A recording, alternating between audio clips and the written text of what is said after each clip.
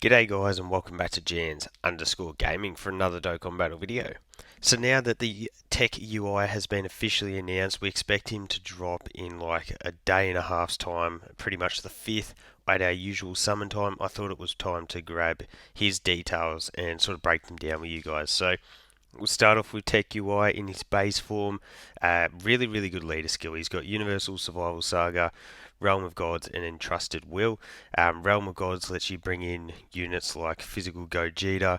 Entrusted Will is STR Beast, so whack them on top of Universal Survival Saga, and you got yourself a pretty nutty team. So you got the 3 key 170 for that, and then for the extra 30%, you got Reps of Universe 7, Accelerated Battle, and Powerful Comeback.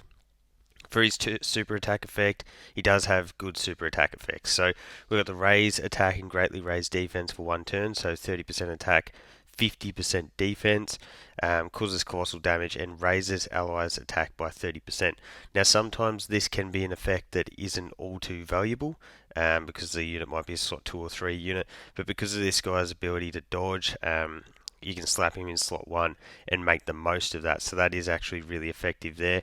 And it gets even better because on his 18 key, he greatly raises attack, then the 30% raise of his defense, causes Mega Colossal and raises defense by 30%. So additional supers for this guy, you're going to give the defensive support and then the attack support. It's like a win-win there. So then we move into his passive here. He does have an entrance animation, so that obviously activates once. You get key 4 and attack and defense plus 77% for 7 turns from the character's entry turn.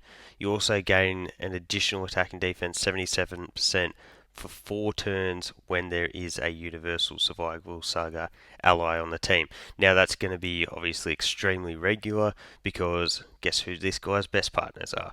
Units from the Universal Survival Saga. AGL UI, Inter-Evolution Blue Vegeta, Physical Blue Goku and Vegeta, all of those types of units there.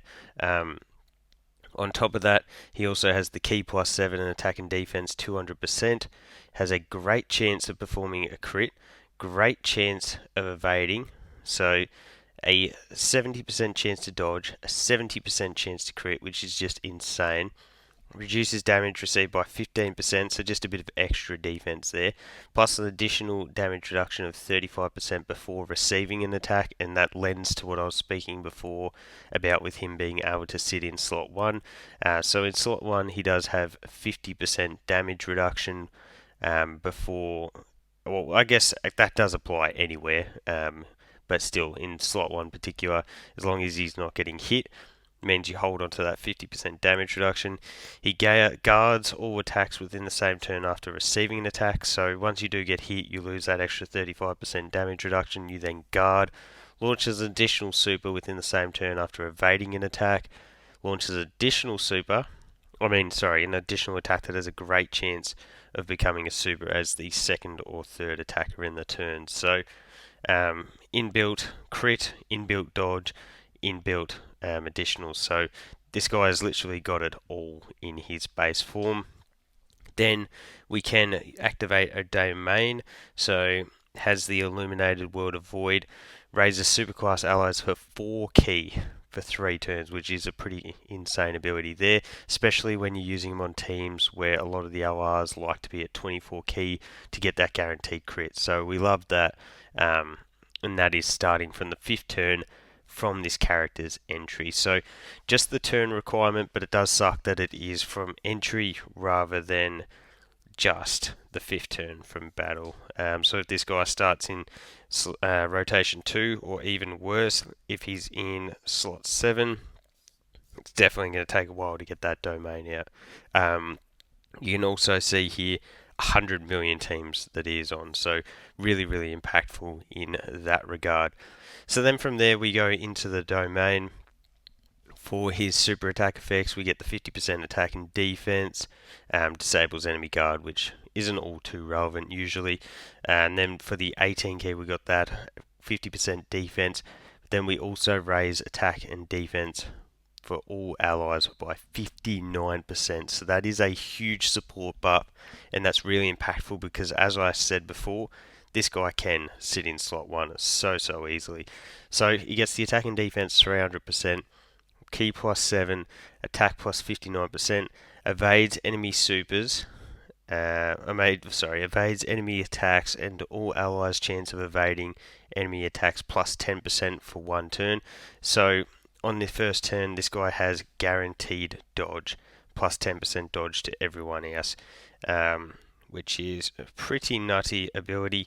He's got key 3 up to 12, chance of performing a crit and high chance of evading enemy attacks. And chance of evading enemy attacks plus 20% up to 77% with each attack performed. So again, there's that inbuilt crit, more dodge. He also counters with tremendous power upon evading an attack. So every single time you dodge, this guy is countering and pouring on the damage to the enemy. It is actually insane. I have this guy on JP, and the damage that can build up is so nasty. So he also reduces damage received by 20% just straight off the bat, plus an additional damage reduction of 40% before receiving an attack. Guards all attacks within the same turn after receiving an attack. So again, there's that ability where if you're not getting touched, you got the damage reduction up your back sleeve, and then if he gets hit, well, he gets the guard anyway.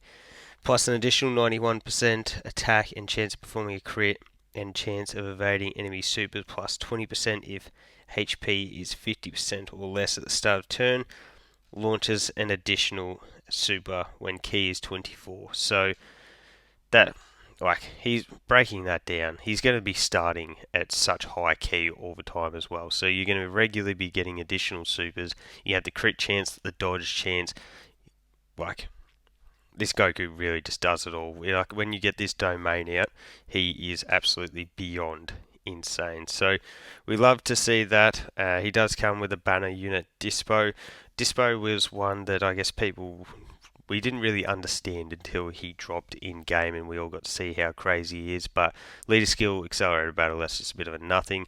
He raises defense for 1 turn, which is a good super attack effect, and then raises attack for 11 turns. I think that is a 50% yes, it is. So I'm sure you can imagine that with additional supers here, this guy is going to build up to a big old attack stat. So for his passive here, we've got the attack and defense plus 150, plus an additional 150 when performing a super, plus an additional 150% defense before receiving an attack within the same turn after performing a super. So the first attack that he takes is going to be the best form of defense that this guy's got. Launches an additional attack that has a great chance, which is 70, of becoming a super.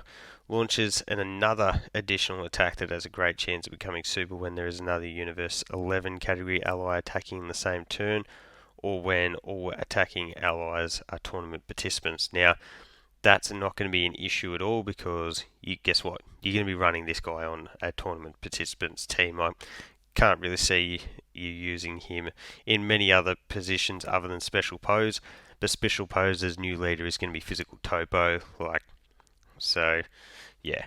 And then bringing units like AGL, Jiren or whatnot. Actually, Jiren might not be on special poses, but I guess you get what I mean there. So he also has a high chance, which is 50%, of evading enemy attacks, plus an additional attack and chance of performing a crit plus 11%, and within the same turn, chance of evading enemy super plus 11% with each super attack performed. So the thing is there that we did learn from the sort of data download was that does actually stack. So if you get a quad super turn with this guy, that means that you are going to have 94% chance to dodge. You get the triple super turn with this guy, you've got an 83% chance to dodge. So that's where this DYSPO's utility really does come in handy. Links are obviously the dodgy DYSPO links, and for his teams, it's mainly going to be Universal Survival Saga and tournament participants, and maybe a bit of special pose in there as well. Maybe a combination team of special pose with a few of these Universe 11 units on it could be pretty deadly when we do get Topo, because Topo is probably not far away at this point. And then the last thing I wanted to bring up here was the TEQ UI Goku's banner, and I'm very intrigued to see what they do with this one here. So this is the banner on JP. You got TEQ UI and the DYSPO. The weird thing is, what are they going to do here? Frieza only just really came out, so could he potentially get switched with TEQ STR? I mean, TEQ Super Saiyan Vegeta? I would love to see that. I think that would be a huge upgrade for us global players. Int Super Saiyan 4 Goku wouldn't surprise me if he stays. But then you look, we got Int Evolution Blue Vegeta, AGL UI Goku, the Physical Blues, TEQ Go Bros. They're 4 LRs that we literally just got on the global side of the game during the anniversary. So I'm intrigued to see how they change up this banner, because as it stands right now, that probably doesn't offer a huge amount of value to a lot of global players. So I feel like they may have to change it. The one risk with that is that TEQ UI may not come back for us global players until Saiyan Day, which would definitely hurt. But everyone's low on stones. Most people have probably pulled copies of these units. Yeah, I'd be very intrigued to see whether they do make a change to this. So fingers crossed they do. Let me know your thoughts on Goku and DYSPO down below. Don't forget to like and subscribe if you want to keep up with the content, and hopefully I'll catch you all on the next video.